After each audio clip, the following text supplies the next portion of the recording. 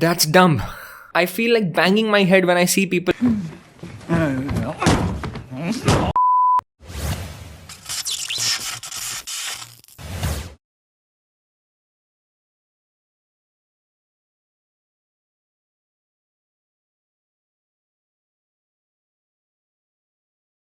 Right, what's up guys, you're watching Zaraish, and in this video, I'm going to be telling you my take on the keto diet. I will start from the basics on what the keto diet is, and then slowly I'll move on to should you do the keto diet or not. So watch this video till the end to understand if you should do the keto diet, and if you have to do it, then how to do it, or if you don't have to do it, then how you can actually stay healthy even without a keto diet. Everything will be discussed in this video, from the goods and the bads, everything that you should know. So first off, let's understand what exactly the keto diet is. The word keto originates from the term ketogenic, and that is when your body starts burning ketones for energy. That's basically the byproduct of fat. When your body starts burning your body fat, your fat reserves for energy, that's when your body produces ketones, and that's the exact state that your body goes into, and the name is called ketosis. So that's the state where your body is burning fat for energy more than glucose, and your body is running on fat for everything, for your day-to-day physiological functions and everything that you do in the gym.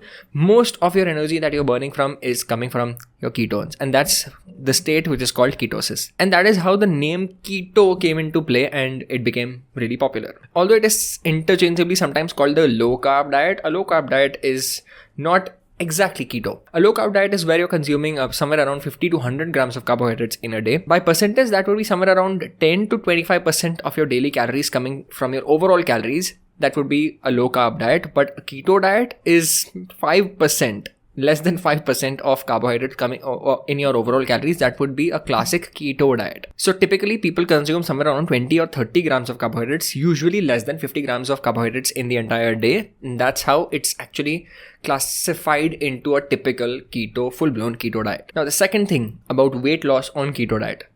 People who go on keto diets report that they lose 5 kgs in a week, 7 kgs in a week, and they go crazy. And that's how this whole popularity and the trend came into play, that okay, let's do keto diet because we want to just shred weight, and we're going to lose so much of weight in just 1 week or 2 weeks.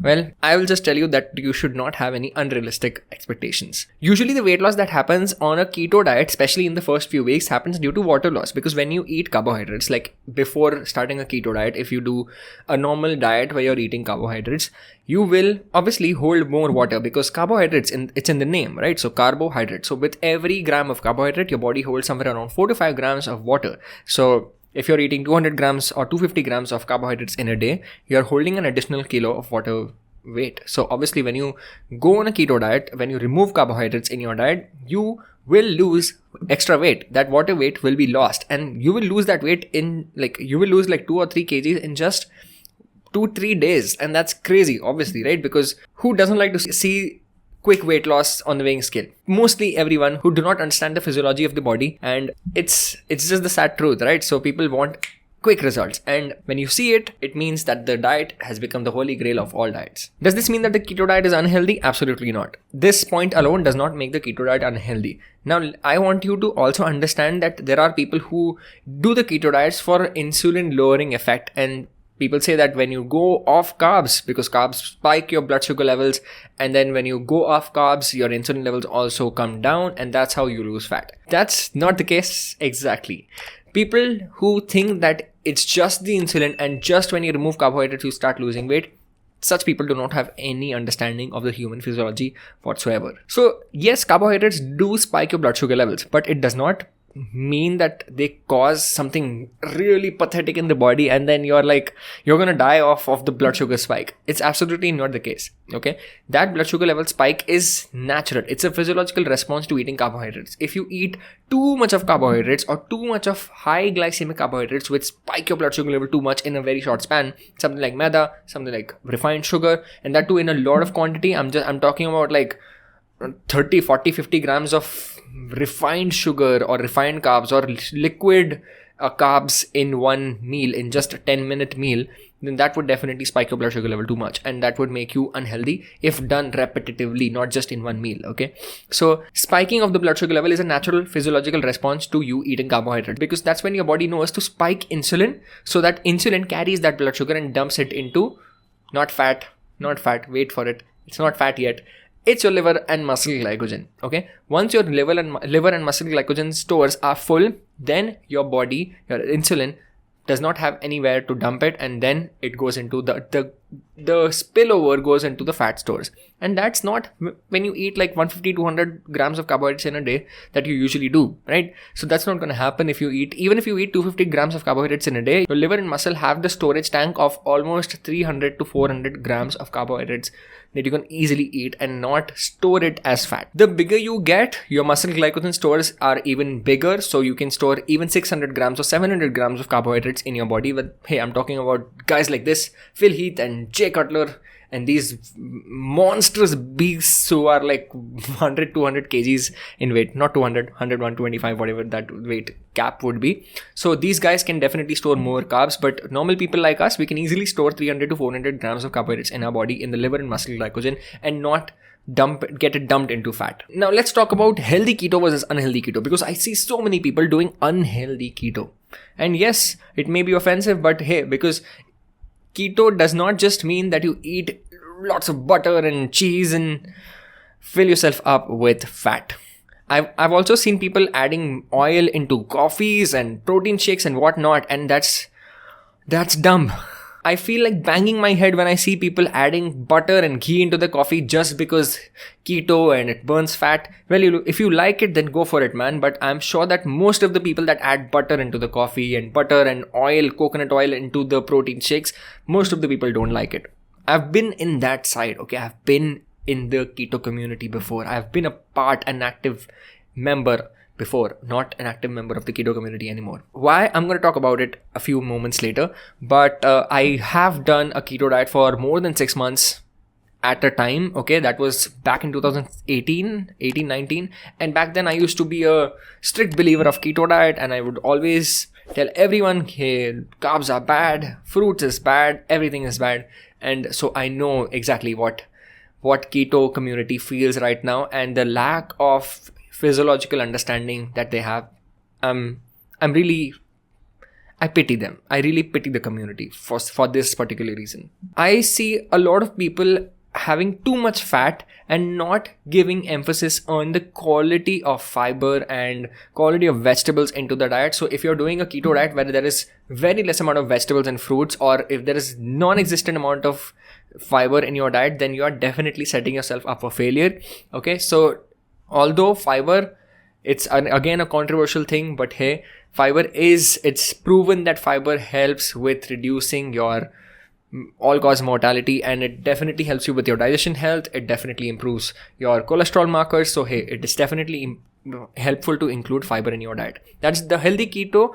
A healthy keto would be where you are consuming good amount of fiber, like you have fibrous vegetables with every meal, whatever meal you're consuming. So, and you're having a balanced amount of protein and fat in your meal. So that would ideally be the healthy kind of a keto, not where you're eating too much of fat and not compromising, not focusing on your vegetable intake. Number 4, let's talk about the fundamentals of weight loss, because a lot of people get lost about the fundamentals of weight loss when you talk about keto, because as I told earlier, they think that insulin is the only way where you lower your insulin and that's the only way you lose fat. That's not the case at all.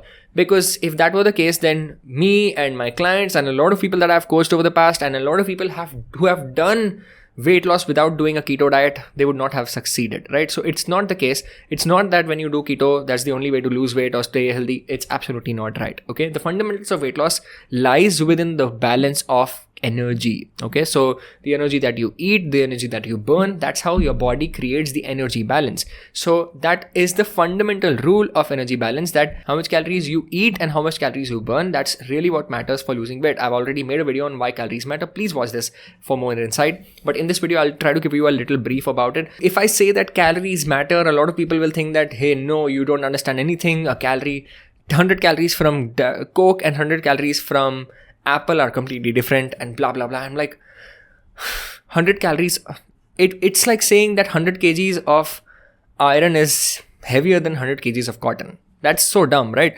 I'm not saying that iron is not dense. I'm not saying that cotton is light and it has a low density. I'm not saying that. I totally acknowledge the fact that the healthy source of calories really matter and unhealthy sources of calories really need to be minimized. But hey, a calorie is a calorie, okay? A calorie is just a unit of measurement of your calories, of your energy intake that you're consuming in the entire day or burning in the entire day. So a calorie from fat, a calorie from protein is pretty much a calorie, but the physiological response will obviously be different. So you really have to make sure that you are consuming a good amount of calories, not overeating, not undereating your calories too much. If you overeat your calories, you will definitely gain fat, whether it's from carbohydrates or fat. And to be very honest, the kind of approach that I follow with my clients is always that carbs and fats can be in the split that you prefer. So it does not really matter because carbs and fat both get burned for energy in our body. So whether you eat more carbs or less fat, more fat or less carbs, moderate carbs or moderate fat, it's really your preference. And either way, carbs or fats, majority of the chunk of carbs or fat is going to be burned for energy. So if you eat too much of carbs and too much of fat, it's going to be a problem. If you eat too much of carbs and too less of fat, that's still a problem. If you eat too much of fat and very less of carbs, that might still be a problem. And here again, I will tell you that quality matters over quantity. I am not saying that you just eat calories, lots of calories from sugar and bread and maida and all. I'm not saying that. Don't take me wrong on this level. But what I'm saying here is that if you have a moderate and balanced kind of a nutrition where you are eating a moderate amount of carbohydrates and a moderate amount of fat, and if you take care of the quality well, then I'm sure that you will lose weight because that's the fundamental law of energy balance. The next thing I want you to understand that why keto diet is unsustainable. People like us who have been brought up eating rice and roti and dal and lentils and beans over our lifestyle. It's like we've been eating dal and lentils and rice over the past 50, 60, 100 years, right? So we can't just go on a diet where there's no carbohydrates whatsoever, right? And only the carbohydrates coming from vegetables and nuts. That's not a diet where you can sustain. Even French people for that matter, or Italians for that matter, they rely heavily on breads for their nutrition, like from the carbohydrates, right? So if Italians are stripped off of bread completely, or French are stripped off of bread completely, that would be a very unsustainable kind of a diet. And even Chinese and Japanese people for that matter, they eat lots of rice in their diet, and you can't just take out carbohydrates from the nutrition plan, right? So a sustainable nutrition is where you have your favorite foods which you have been brought up eating in the healthy way. You do some mild modifications in your diet and still stick to it in the long run, and you still lose weight. That should ideally be the best way to lose weight. So if you're doing a keto diet for weight loss, I would suggest you to stay away from it. Stay the hell away from it. Stay as far away as you can from it.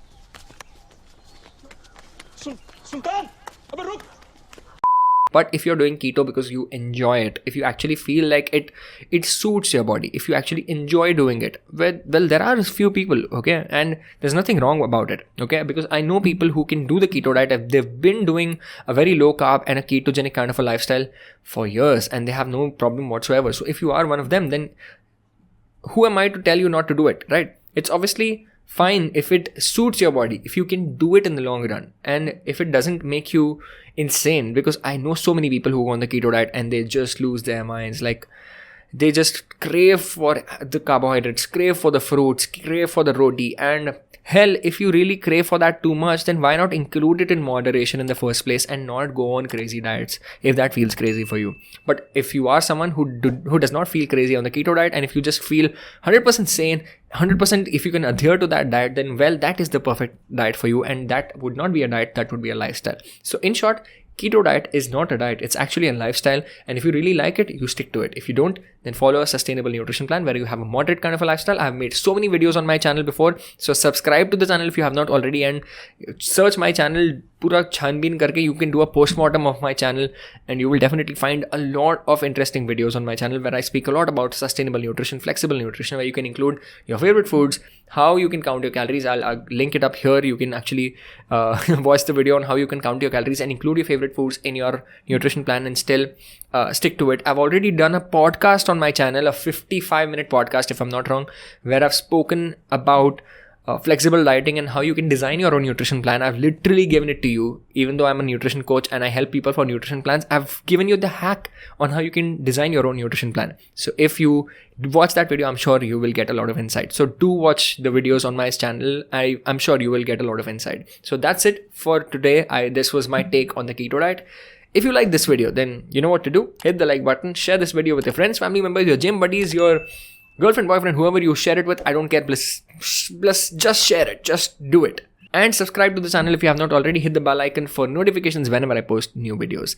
And this is my Instagram. You can head over to my Instagram if you want to join my consultation programs or my transformation programs. Or you can even email me. The email is in the description below. You can email me for your queries. I would love to help you out.